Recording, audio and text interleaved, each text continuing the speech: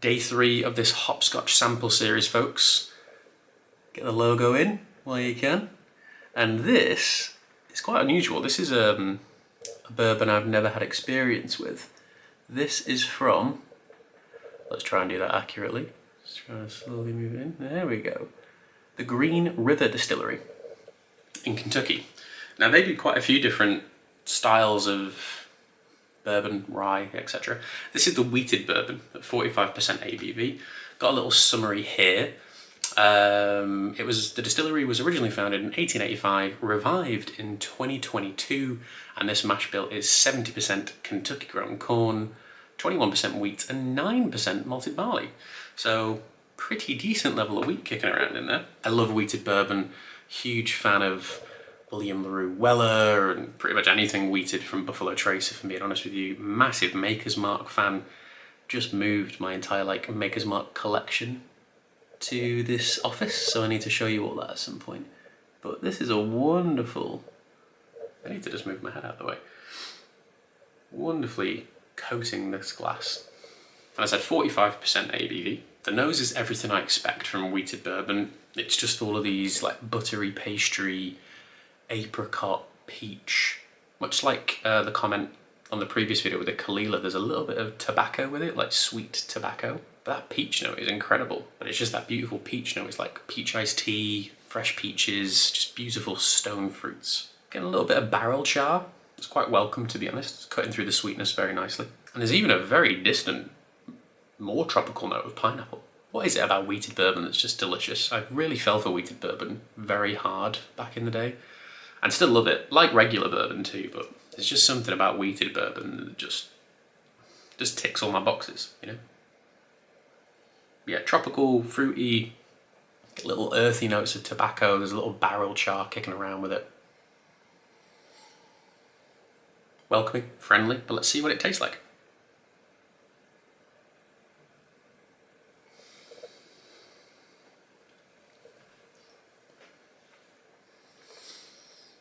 When it hits the palate, it's very, it gives you some sort of subterfuge, because when it first hits the palate, it feels a little bit thin.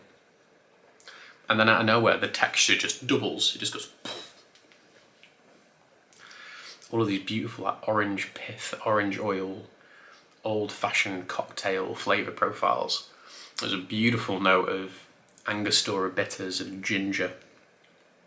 Very welcome heat, very fragrant styles of spice. Wonderful finish. Like it's slightly rolling and brooding. It kind of feels like it's swelling in and out and doing loads of different things. But as that was the first sip and the first whiskey, let's try it again.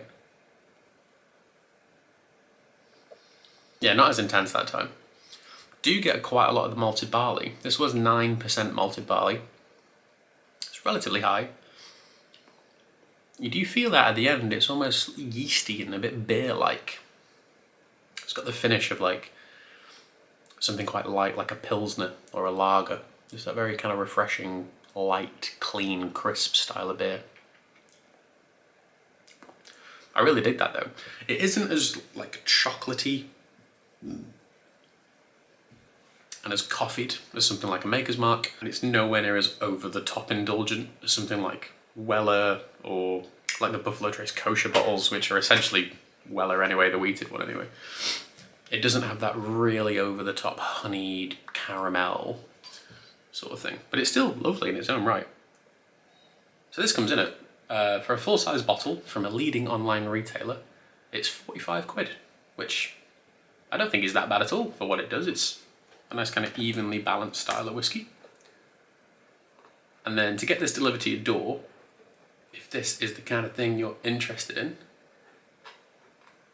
it would cost you, should really have this set up before I do this, shouldn't I? £6. This is £6 for a single, which again, isn't bad at all. Very tasty stuff this Green River wheated bourbon. But yeah, a nice welcome, easygoing style of wheated bourbon. So it's Whiskey Wednesday tomorrow, and obviously we've got all of this stuff behind me to film, but we're going to continue with this theme of stuff, because we only have 2 samples left. And so for tomorrow, we're going to be talking about, if I can get in on this, do the slow-mo reveal again. Let's do that. 13-year-old Glengarry from the folks at Adelphi. 57% ABV from first fill bourbon. I'm really excited about that one.